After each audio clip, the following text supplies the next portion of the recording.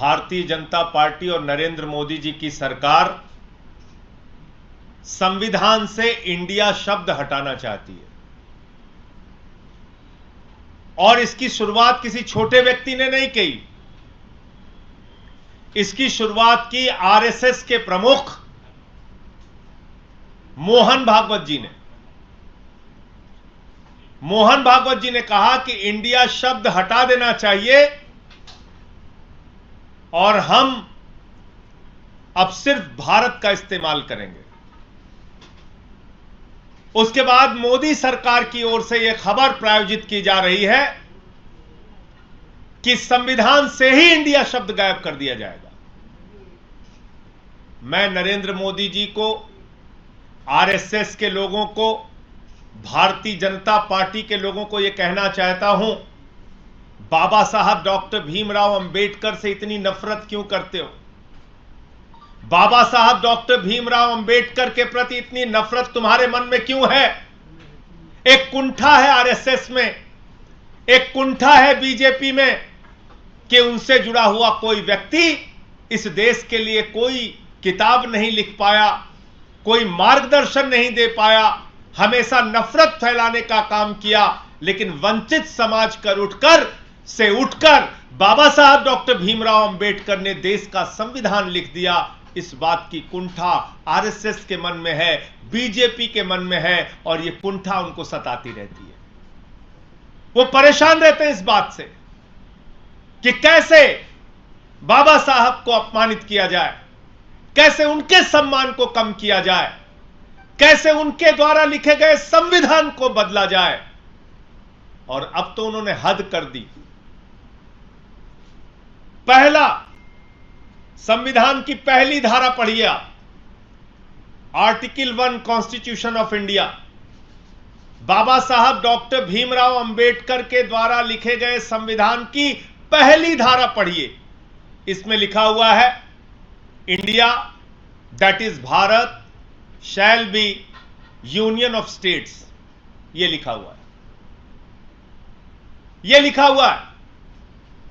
तो बाबा साहब डॉक्टर भीमराव अंबेडकर के द्वारा लिखे गए संविधान की पहली धारा को नरेंद्र मोदी जी बदलकर अपनी नफरत का प्रदर्शन कर रहे हैं, अपनी घृणा का प्रदर्शन कर रहे हैं, राष्ट्रीय स्वयंसेवक संघ की मानसिकता का प्रदर्शन कर रहे हैं, जो नफरत उनके मन में बाबा साहब के प्रति, इस देश के करोड़ों दलितों और आदिवासियों के प्रति, इस देश के वंचित समाज के प्रति है।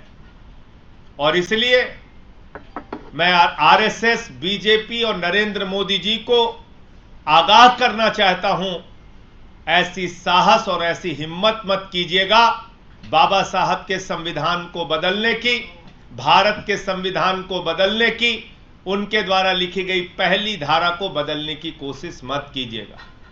जहां तक इंडिया गठबंधन का सवाल है, हमने क्या लिखा? जुड़ेगा भारत, जीतेगा India.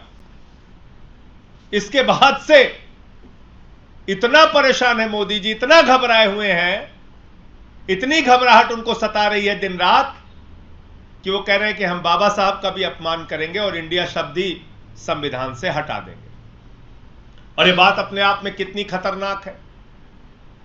IIT, Indian institute of technology, IIM में India,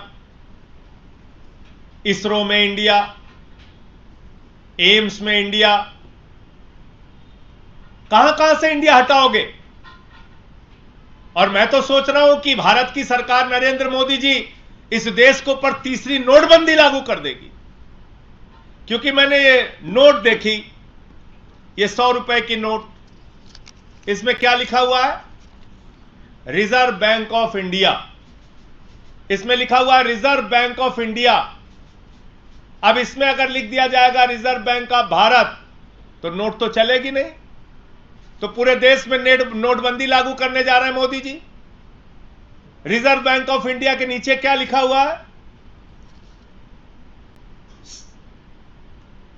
reserve bank of India के नीचे लिखा हुआ है guaranteed by central government. Central government भी लिखा हुआ है और रिजर्व बैंक ऑफ इंडिया भी लिखा हुआ है। मोदी जी, क्या आप इस देश में तीसरी नोटबंदी लागू करना चाह रहे हैं?